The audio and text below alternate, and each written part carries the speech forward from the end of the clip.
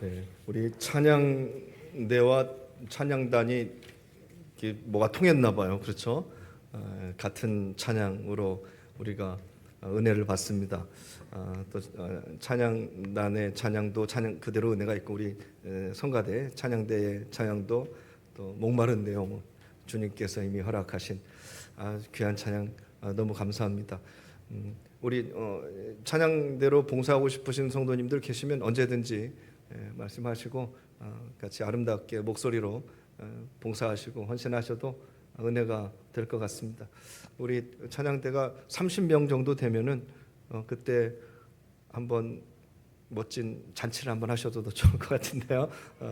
아멘. 너무 감사합니다.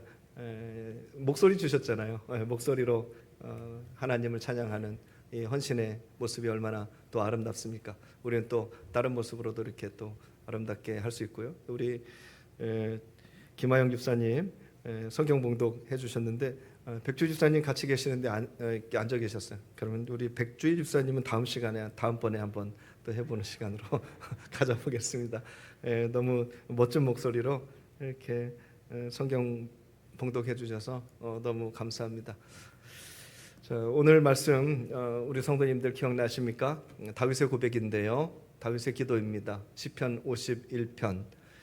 오늘 우리가 봉독한 그 성경 말씀만 딱 보자면은 찬양이 딱 생각나죠? 어떤 찬양이 생각나십니까? 정결한 마음 주시옵소서 오 주님, 이 찬양 생각나시죠? 정직한 영을 새롭게 하소서. 다윗의 고백을 찬양으로 만들었습니다. 다윗은 왜 이 고백을 했을까요?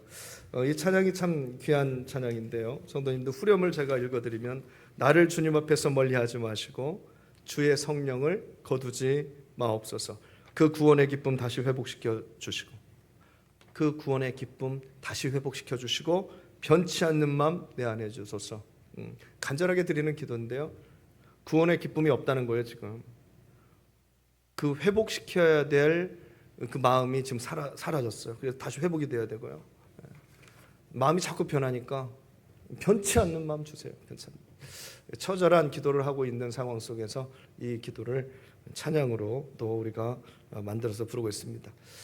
오늘 말씀을 이렇게 나눌 텐데 오늘 말씀 이렇게 시작하는 부분에서 우리 성도님들께 사진을 좀 보여드리고 싶습니다. 풀이에요. 오늘 제목에 나와 있는 이제 우슬초입니다. 네, 우슬초 이게 우슬초예요. 우리나라 풀입니다. 히브리어로 이렇게 기록되어 있는 우슬초는 에조브라고 기록이 되어 있어요. 에조브. 에조브라는 풀을 우리나라 성경으로 옮길 때 왜 그런지는 모르겠지만 우슬초로 번역을 했습니다. 소우자에 무릎 풀자. 아니 그 무릎 쓸자. 그래 우슬초 이렇게 됩니다. 다른 사진 한번 보여주시겠어요? 네, 마디가 이상하게 생겼잖아요. 마디가 꼭 소 무릎 관절처럼 생겼다고 해가지고 그냥 소 무릎 풀 이렇게 이름을 지었습니다. 성도님들 그러면 이 풀은 무엇에 좋을까요? 사람의 관절에 좋습니다. 아시네요? 드셔보셨어요? 저는 아직 안 먹어봤어요. 아직은 관절이 아직은 괜찮습니다. 나중에 또 뭐가 될지 모르겠지만은 하여튼 이 풀이 관절에 좋은 풀로 이렇게 우슬초 이렇게 쓰임 받고 있는데요. 이스라엘에 가보면 이스라엘에 가서 우슬초가 아니라 에조브, 영어로는 히솝이라고 그래요. 히솝이라는 풀이 또 따로 있어요. 히솝이라는 풀이 따로 있는데 일단은 이스라엘 가가지고 에조브 풀을 보고 싶다. 우리나라에서 우슬초로 번역된 그 풀을 보고 싶다 했을 경우 다른 사진 한번 보여주시겠어요? 이렇게 해서 이제 지금은 이스라엘 왔다 갔다 수많은 사람들이 하니까요. 수많은 교수님들, 박사님들이 가서 조사를 합니다. 그러니까 가서 보니까 이 풀이에요. 다르죠? 다릅니다. 우슬초뿐만이 아니라 성경에 기록되어 있는 많은 부분들이 번역을 할 때 다르게 번역된 부분이 굉장히 많습니다. 일반 단어 이름도 그렇고 뜻도 그렇고 명절, 절기, 그다음에 우리가 먹는 것 여러 가지 문화의 차이가 있지 않습니까? 그래서 이렇게 번역을 똑같이 하기가 굉장히 어려운 부분들이 있었겠죠. 그런 부분들도 있고 전혀 다르게 또 번역이 된 부분도 있습니다. 그 부분의 하나가 또 이 우슬초입니다. 우슬초는 우리나라 우슬초하고 전혀 다릅니다, 성도님들. 일단 그렇게 생각하시면 될 것 같고요. 저는 오늘 이 풀이 어떻게 생겼는지, 뭐 어떤 효능이 있는지 그런 거는 큰 관심이 없습니다. 오늘 성도님들하고 말씀을 나눌 포인트는요, 이 풀이 성경 속에서 대체로 어떻게 쓰였는지, 어떤 관점에서 쓰였는지, 어떻게 사용되었는지, 우리도 그게 중요하잖아요. 성도님들이 뭐 혈액형도 뭐 다 이런 것도 저런 것도 다 중요한데 사실 저는 별 관심 없어요. 성도님들이 하나님 앞에 어떻게 쓰임 받는지가 저는 궁금하고 중요해요. 성도님들이 저에게 이야기해 주실 때도 하나님께 어떻게 쓰였는지, 자식 자랑도 그런 식으로 해주셨으면 좋겠어요. 내 과거도 어떻게 이렇게 살아왔는지 자랑하실 때 그런 얘기를 해주셨으면 좋겠어요. 목사님, 우리 자식 이번에 이렇게 됐어요. 하나님께서 이렇게 해주셨고요, 앞으로 이렇게 사용해 주실 것 같아요. 하면 제가 100번이라도 듣죠. 감사하게. 그냥 자랑해서 끝나서 자랑으로 시작해서 끝나는 게 아니고, 성도님들의 과거도 마찬가지예요. 제가 모르는 뭐 정말로 굉장한 과거를 다 살아오셨을 텐데 하나님께서 나를 이렇게 사용해 주셨습니다. 그리고 지금은 하나님께서 나를 이런 방향으로 인도하고 계십니다. 똑같은 말인데 살짝 바꾸면 믿음의 초점이 하나님, 나가 아니고 하나님. 그랬을 경우에는 성도님들의 인생이 정말 새롭게, 나머지 인생도 하나님의 은혜 가운데 저는 잘 풀릴 줄 믿습니다. 그런 관점에서 오늘 우슬초, 우리가 같이 나눠볼 텐데요, 성경에는요 딱 12번 쓰였습니다. 우슬초라는 단어가 딱 12번 나옵니다. 제가 잘 살펴봤는데요, 우슬초라는 이 풀이요, 성경에는 자체적으로 쓰인 적이 한 번도 없습니다. 우슬초 하나만 딱 쓰일 때가 없어요. 성도님들 컵이 컵 하나로만 쓰일 때가 거의 없잖아요. 이 안에 뭘 담아야 되잖아요. 물을 담든지 우유를 담든지 뭐 포도주를 담든지 담아야 되잖아요. 그렇죠? 그렇게 해서 컵이 쓰이잖아요.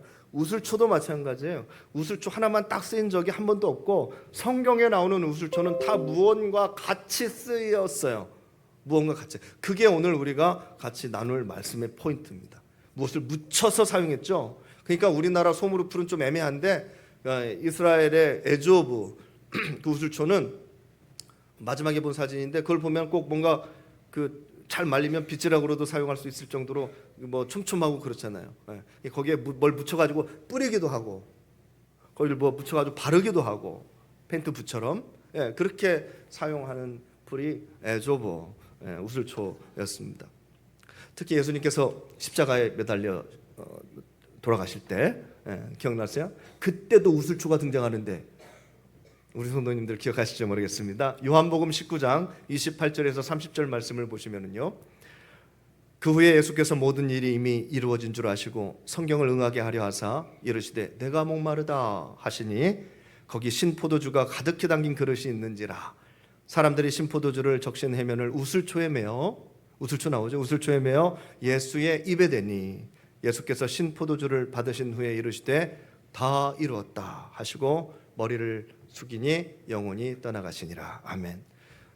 성경 속에 여기서도 마찬가지지만 우슬초가 등장합니다. 그 우슬초는 무엇인가 다른 것, 무엇인가 다른 무엇을 묻혀가지고 그 우슬초의 의미가 살아나는 거예요. 포도주도 묻혔지만 때로는 물도 묻혀요. 물도 찍어가지고 이렇게 뿌려요. 물은 깨끗하잖아요. 그럼 부정한 것이 씻겨지는 의미도 있습니다. 근데 특별히 많이 사용되는 것은 그 풀더미죠. 풀더미. 그 풀더미에 피를 묻히려는 거예요. 피를. 그렇게 많이 사용이 되었습니다. 우리 성도님들 유월절 아시죠? 유월절.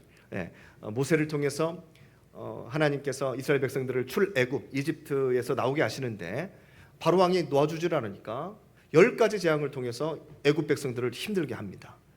마지막 재앙이 모든 처음 난 것이, 가축이나 사람이나 모든 처음 난 것이, 그것도 이스라엘 백성은 놔두고 애굽 백성들만.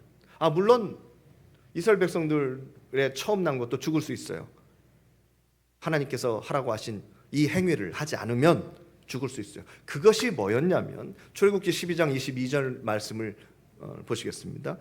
우슬초 묶음을 가져다가 그릇에 담은 피에 적셔서 그 피를 문 인방 좌우 설주에 뿌리고 아침까지 한 사람도 자기 집 문 밖에 나가지 말라. 그 피 문설주 문인방에 이렇게 뿌려 바릅니다. 그때 그 피를 이렇게 무엇으로 뿌렸냐면, 뿌리거나 발랐거나 했겠죠. 무엇으로 했냐면 우슬초 더미를 갖다가 어린 양을 잡아서 한 생명이 죽고 그 죽음의 피를 찍어다가 문 설주에 이렇게 바릅니다. 그러면 죽음의 천사가 피가 발라져 있는 그 집을 넘어갑니다. 그래서 너물유, 너물월, 유월절 천사가 넘어갑니다. 죽음이 없어요. 그러나 애굽 집에서는 다들 처음 난 것이 죽었으니 비명의 소리가, 통곡의 소리가 들려오는 무서운 밤이었을 겁니다. 그렇기 때문에 이 우슬초는요, 성경에 나오는 우슬초는 피와 연관이 많아요. 그냥 보통 피가 아니라 그 피는 아무 피나 막 찍어서 막 하는 것이 아니라 언약의 피, 약속의 피, 속죄의 피, 보혈과 관련이 있습니다. 이것이 바로 우슬초입니다. 다윗이 밧세바와 범죄를 행했을 때 나단 선지자가 찾아와 가지고 다윗의 범죄를 알려줍니다. 깨닫게 해주고 그리고 꾸짖습니다. 당신이 바로 그 죄인입니다 하면서 꾸짖어요. 그때 다윗이 바로 그 자리에서 꼬꾸라져 가지고 통회하면서 자백하는 내용이, 그리고 하나님께 도움의 손길을 구하는 기도의 내용이, 처절한 애절한 내용이 바로 오늘 시편 51편의 내용이에요. 우슬초로 나를 정결케 하소서. 우슬초로 나를 정결케 하소서.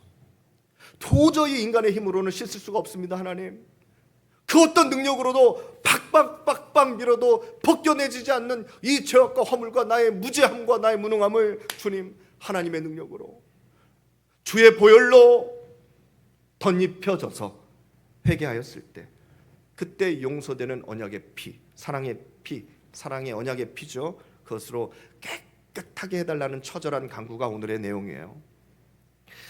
그럼 다윗은 도대체 무엇을 깨끗하게 하고 싶었을까요? 손의 잘못이면 손을 끊어내면 되잖아요. 눈의 잘못이면 눈을 뽑아내면 되잖아요. 그런 마음도 있었을 거예요. 그런데 다윗이 첫 번째로 그 무지막지한 죄를, 자기가 왕의 권력을 가지고 자기도 모르게 그냥 싹 해버렸는데, 나단 선지자가 다 깨우쳐 주니까 내가 정말 죄인이었구나, 내가 진짜 죄인이었구나라는 걸 딱 깨달아질 때 바로 무릎 꿇고 처절하게 회개했던 내용이 바로 오늘 말씀인데, 무엇을 그렇게 깨끗하게 하고 싶었을까? 무엇을 그렇게 잘라내고 싶었을까? 무엇을 그렇게 후회하고 있을까? 그게 바로 오늘 10절 말씀에 나와 있습니다. 오늘 본문의 말씀 10절, 하나님이여 내 속에 정한 마음을 창조하시고 내 안에 정직한 영을 새롭게 하소서. 아멘. 왜 이렇게 고백했을까요? 이게 다 무너졌어요. 정직한 마음이 무너졌어요. 성도님들, 정한 마음이 없어졌어요. 그냥 마음이 그냥 누가 유혹하면 유혹하는 대로, 누가 뭐 건드리면 건드리는 대로 왕의 권력을 가지고 자신의 기준대로 살아왔어요. 아무렇지도 않게 죄가 죄인지도 모른 채 권력이 다 덮어주거든요. 당연하게 그렇게 하는 겁니다. 다윗 왕이요, 하는 사람들만 피했는데 뭐. 나단 선지자를 통해서 제대로 볼 수 있을 때 다윗은 잃어버린 자신의 정직한 영, 정한 마음, 이것을 제일 먼저 하나님 앞에 요구합니다. 주님, 내 마음 씻겨주시옵소서. 너무 더럽습니다. 지금 몰랐는데요, 하나님, 제대로 보니까 너무 더럽습니다. 손도 더럽고 발도 더럽고 다 더러운데, 하나님 제일 먼저 제 마음부터 해결해 주세요. 정한 마음. 이 정한 마음을 영어 성경에 이렇게 제가 찾아보니까 도대체 정한 마음이 뭐냐 했더니 뭐 복잡하지도 않아요. pure heart 이렇게 써요. pure heart, 뭐 순수한 마음.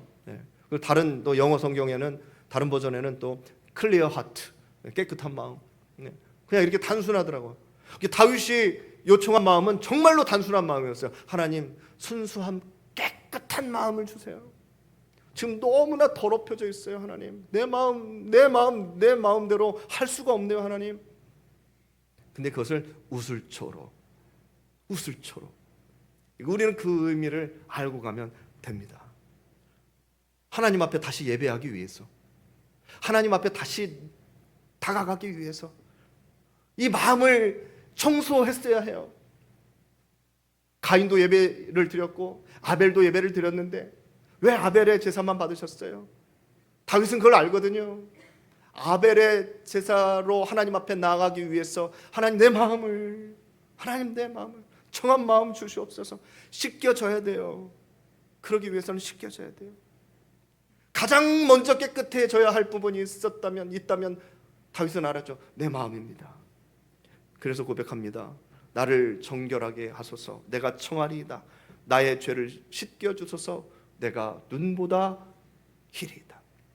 사랑하는 성도님들, 우리는요 더러운 손으로 주님을 찬양할 수 없습니다. 그렇죠? 여기 성도님들 손 한번 보세요. 뭐 더러운 손 있어요? 다 깨끗이 씻고 오셨을걸요? 씻는 게 뭐예요? 여기다가 막 그냥 뭐 이것저것 다 바르고 아름다운 향기까지 나고 그러셨을 거예요. 깨끗이 하나님 앞에 나가려고. 그런데 성도님들, 우리가 먼저 해야 될 게 있어요. 먼저 그것은 우리의 마음을 씻는 일입니다. 왜요? 손보다 마음이 더 깨끗해야 되거든요. 손보다 마음이.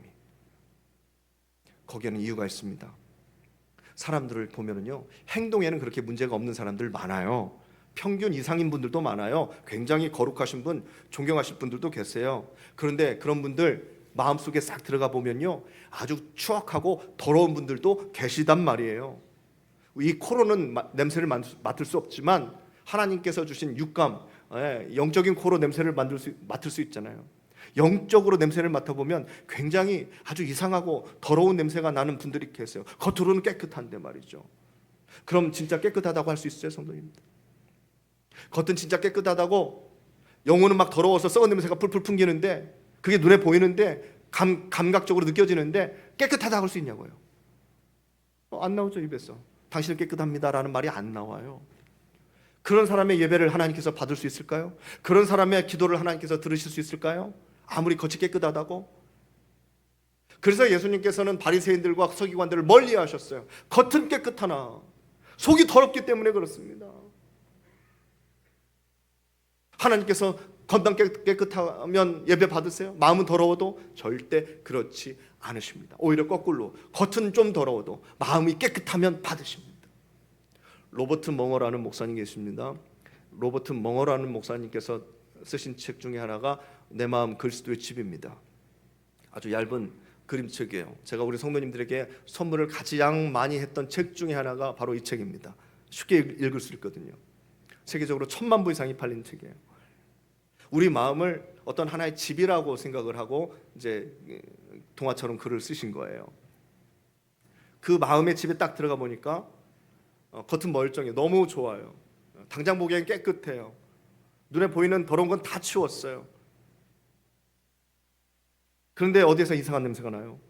무언가 썩고 있는 냄새가 나요. 깨끗한데 왜 그러지?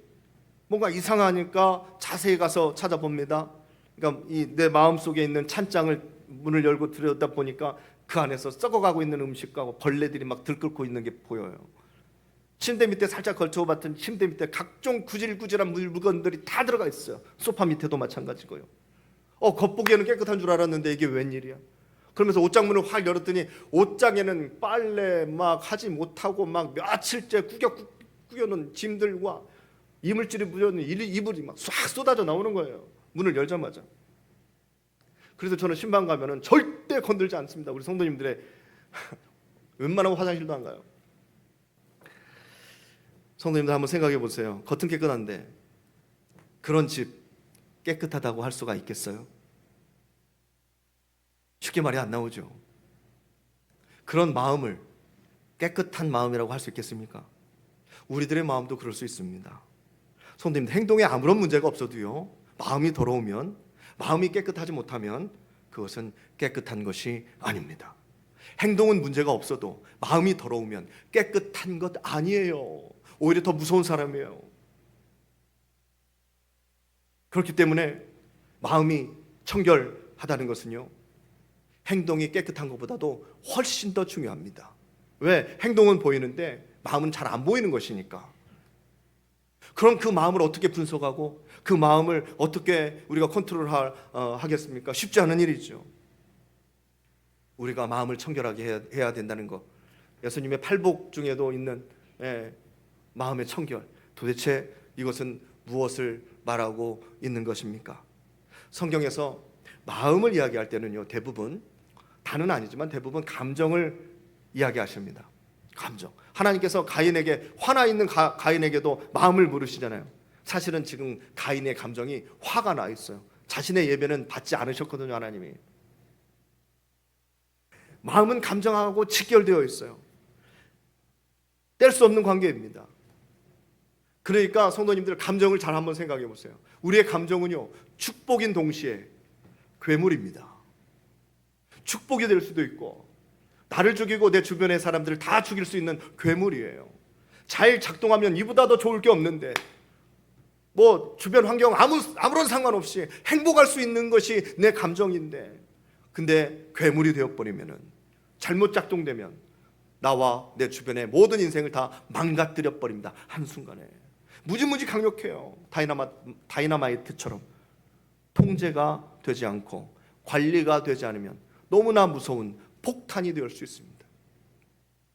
그런 면에서 우리 마음, 우리 감정을 보자면, 감정은 다이너마이트가 아니라 다이너마이트의 가장 중요한 요소인 니트로글리세린, 오히려 니트로글리세린이 우리의 감정이라고 할 수가 있어요. 왜냐하면 다이너마이트는 어느 정도 관리가 되는데, 컨트롤이 되는데, 이 니트로글리세린은 컨트롤이 안 돼요. 관리가 안 되는 거예요. 노벨이 다이너마이트를 만들지 않았습니까? 그 폭탄의 중요한 요소가 니트로글리세린인데요, 그게 한번 막 여기서 펑펑펑 터지면 굉장히 많은 문제들이 생겼어요. 위험한 액체예요.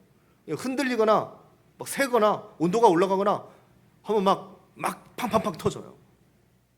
그래서 이거를 잘 사용하지 못해가지고 폭탄을 만들지 못했는데, 근데 노벨이 이 니트로글리세린을 가지고 다이너마이트를 만들었어요. 연구하다가 어려움을 굉장히 많이 당했습니다. 그 다이너마이트를 만들면서 자기 동생도 죽었어요. 그런데 그 니트로글리세린이 갑자기 엎어졌는데요, 엎어져가지고 쭉 흘러갔는데 규조토라는 흙 속에 들어갔어요. 아무렇지도 않아요. 근데 터지질 않는 거예요. 팍 터져야 되는데, 그 위험한 물질이 규조토라는 흙 속에 들어가니까 통제가 되는 거예요. 통제가, 컨트롤이 돼요. 그래서 만든 것이 다이너마이트입니다. 그런 면에서 우리들의 감정은요, 다이너마이트가 아니라 니트로글리세린이에요. 컨트롤이 안 돼요. 그게 뭐가 필요해요? 컨트롤 해줄 무언가가 필요한 거예요. 우리의 감정은, 우리의 마음은 우슬초가 필요해요. 안 그러면 팍팍팍 터지니까. 무언가에 통제되면 아주 아름답게 잘 사용될 수가 있어요. 강력하기는 한데 아무 데서나 터져요. 보셨죠, 우리 성도님들? 우리 교회 가운데서도 아무 데서나 막 터져요. 자기 감정이 컨트롤되지 않으면 막 터져요. 근데 왜 컨트롤되지 않을까요? 불순물이 있는 거예요. 불순물이 부딪히면 터져요. 막 터져요. 그게 내 과거든 아니면 뭐 나의 자존감이든 뭐든 간에, 나의 트라우마든 뭐든 간에 본인이 해결해야 되는데 본인이 해결하지 못하는 바로 그 물질과 자신의 감정이 딱 부딪혔을 때 터져요. 그게 상대방이 잘못한 게 아니에요. 내 안에 있는 불순물을 정하게 하나님, 이 기도가 필요한 것이죠. 다윗이 계획을 세밀하게 해가지고 밧세바를 취했을까요? 아니에요. 순간의 감정이 컨트롤되지 않아가지고 밧세바의 사건이 일어난 거예요. 성도님들, 감정은 그래요. 그러니까 반드시 컨트롤되어야 되는 게 우리의 감정입니다. 그러기 위해서는 일단 깨끗해야 돼요. 어떠한 불순물도 들어오지 못하도록. 불순물이 들어오면 퇴근하는 아버지를 통해서 그 가정이 하루 종일 좋았던 하루 그 가정이 막 하루아침에 지옥이 되어버려요. 아무리 세상에서 고생을 했었어도 내 마음이 잘 컨트롤되면은 아버지가 집에 들어갈 때 피자하고 통닭 사갖고 들어가잖아요. 뭔 차이예요 도대체? 내 마음의 감정 때문에 그런 거예요. 내 마음의 감정 때문에. 아무런 불순물이 들어오지 못하도록 성도님들. 안 그럼 터지니까. 무슨 잘못이에요? 내 앞에 있는 사람이 터지고. 무슨 잘못이에요? 이 사람이 완전 터지고. 그럼 어떻게 잘 컨트롤을 우리가 할 수 있을까요? 쉽지 않죠. 우리도 부족한데 한다 해도 잘 안 돼요. 내 감정이 컨트롤이 잘 안 되니까 뭐예요? 기도해야 하는 거 아니에요? 그래서 우리가 기도하는 거 아닙니까? 기도하면 어때요? 컨트롤이 되잖아요. 내 힘으로는 부족하니까 주님 도와주시옵소서. 하나님 여기서 막 터져요. 하나님 여기서 막 터져요. 이 사람 보면 터지고 저 사람 보면 터져요. 그렇게 하지 않으려고 마음 먹고 왔는데 만나면 터져요. 그런 이야기 들으면 터져요. 그리고 후회하니까 하나님의 도움을 구하는 거예요. 새벽에 나와서 구하고, 수요일 예배 나와서 구하고, 주일날 나와서 구하고, 내 마음을 그렇게 정화시키고 목사님 말씀 듣고 새롭게 한번 살아보자. 다시 한번 새롭게 한번 자 버리고 깨끗하게 하면서 내 불순물을 제거하는 겁니다. 그렇게 불순물을 제거하다 보면 하나님께 제대로 쓰임을 받을 수 있는데, 그때는 굉장히 컨트롤 되면서 안전하게 굉장한 폭발력을 발휘하게 됩니다. 안전하게. 그것이 기적이에요. 그것이 하나님의 쓰임이에요. 그게 우리의 헌신이고 사역이에요. 그것이 바로 하나님의 능력이 나를 통해서 나타나게 되는 것이죠. 내 능력보다 더한 능력이 팍 터져버리는 거예요. 성도님들, 수많은 선교지에서 말이죠, 수많은 교회에서 말이죠, 수많은 그 기도의 현장에서 말이죠. 그게 내가 가지고 있는 감정, 내 마음의 능력입니다. 그것을 깨끗하게 유지하도록 할 수 있는 것이 우리 첫 번째 임무예요. 그리고 나서 사역했을 때, 이것을 깨끗하게 정화하고 그리고 사역을 했을 때, 그때 성도님들의 기도는 폭발력이 있는 거예요. 그렇지 않겠어요? 나쁜 마음을 가지고 폭발했을 때 사고 나잖아요. 좋은 마음을 가지고, 깨끗한 마음을 가지고 폭발했을 때는 기적이 일어나겠죠. 그때 하나님을 볼 수 있어요. 마음이 정결한 자는 하나님을 볼 것이요. 예수님께서는 마음의 음욕만 품어도 간음이라고 하셨습니다. 이제 그 말씀의 뜻을 아시겠죠? 행동을 말씀한 것이 아니라 내 마음, 내 감정을 말씀하는 거예요. 다윗이 밧세바를 딱 보는데 불순물이 딱 들어오기 시작해요. 불순물하고 니트로글리세린이 딱 만나면 터지는데 조금씩 더러워집니다. 통제가 안 돼요. 관리가 안 돼요. 잘못 딱 폭발하게 되었는데 밧세바의 남편을 전장 맨 앞에 보내가지고 죽게 만들어요. 살인이죠. 살인을 저지릅니다. 다윗 왕이, 그것도 너무나 자연스럽게. 다윗은요, 범죄하기 전에 먼저 마음이 더럽혀져 있었습니다. 추하고 더러운 마음이 먼저 내 안에 들어왔었구나, 이것을 깨닫고 나중에 참회하면서 하나님께 드리는 기도가 시편 51편이에요. 그러니까 하나님, 내 눈도 잘못이고 내 손도 잘못이고 나의 모든 것이 다 잘못이지만 제일 먼저 내 마음부터 고쳐지기를 원하는 거예요. 어둠이 지배했던 내 마음 모르고 있었어요. 하나님, 내 마음부터 정한 마음 변치 않도록 하나님 깨끗하게 우슬초로 나를 정결하게 하옵소서. 사무엘상 16장 7절에 보면 사무엘이 다윗을 선택하잖아요. 형들을 봤는데 형들은 다 아니에요. 겉은 멀쩡한데 아니라는 거예요. 맨 막내 다윗을 딱 불러왔더니만요, 말씀에 이렇게 나와 있습니다. 16장 7절 말씀. 여호와께서 사무엘에게 이르시되 그의 용모와 키를 보지 말라. 내가 이미 그를 버렸노라. 내가 보는 것은 사람과 같지 아니하니 사람은 외모를 보거니와 나 여호와는 중심을 보느니라 하시더라. 아멘. 하나님께서는 중심을 보시죠. 마음을 보신다는 얘기예요. 그래서 다윗을 택합니다. 사탄은요, 마귀는요, 더러운 곳에서 역사해요. 성도님들, 아무리 깨끗하고 아무리 성결한 은혜를 누리고 싶다 해도 여기에 어딘가가 더러워져 있으면 사탄은 절대로 그냥 놔두지 않습니다. 어딘가에서 냄새나고 시궁창 같은 바로 그 어둡고 썩어가는 곳에서 충만하게 역사합니다, 사단. 근데 깨끗하면 역사할 수가 없습니다. 주방이 깨끗하면 초파리 하나가 있을 수 없습니다. 깨끗하니까. 근데 하나님께서 원하시는 마음이 아닌 욕심, 시기, 질투, 분노, 나의 자만심, 인정받고 싶은 마음, 열등감, 질투, 이런 모든 것들이 내 마음속에 버려지지 않고 해결되지 않고 남아있다면 사탄은 반드시 그걸 가지고 역사합니다. 반드시 역사해요. 사탄이 그렇게 멍청한 존재가 아니에요. 그냥 내버려두지 않아요. 가지고 놀아요. 우리는 마음을 관리해야 돼요. 그래서 컨트롤해야 돼요. 이래도 상처받고 혹시 저래도 상처받는 분들 계시면 상대방을 보지 말고 자기 마음을 먼저 보실 수 있기를 바랍니다. 내 마음의 불순물 때문에 겹쳐져서 터지는 거예요. 상대방이 아니라. 그런 분들은 하나님 만나면 치유받습니다. 하나님께서 오늘 다윗의 기도를 통해서 하나님께서는 정화시켜 주십니다. 하나님 만나면 회복되거든요. 우슬초로 나를 정결하게 하소서. 기도해야 돼요. 그러면 이 시대의 우슬초는 무엇일까요? 이 시대의 우슬초가 뭐예요? 가서 소무루프를 갖고 와야 될까요? 갖고 와서만 그냥 뭐라도 뿌려야 될까요? 이스라엘 가가지고 진짜 에조부가 뭡니까 해서 그거라도 끄어와야 될까요? 절대 그렇지 않습니다. 이 시대의 우슬초, 예수 그리스도의 보혈입니다. 보혈로 씻는 거예요. 몸을 씻으려면 목욕탕 가시면 됩니다. 우리의 마음과 우리의 영혼을 우슬초로 나를 씻는다는 것은요, 내 마음을 씻는 겁니다. 우슬초를 통해서 예수 그리스도의 보혈이 나에게 묻어질 때 우리의 속된 마음은 깨끗해집니다. 그러니까 부르짖어야 돼요. 깨끗해질 때까지 씻어달라고 끝까지 부르짖어야 돼요. 우리를 깨끗게 하실 분은 세상에 어떤 표백자가 아니고 뭐 비싸고 수입 표백제가 아니고 우리를 깨끗하게 하실 분은 하나님이세요. 그렇게 씻겨지는 경험을 한번 해보세요. 우리의 모든 불순물이 뭐 눈물로 나오든지 뭐 핏물로 나오든지 뭐 땀방울로 나오든지 아무런 상관없습니다. 한번 해보세요. 씻겨질 줄 믿습니다. 그게 증거예요.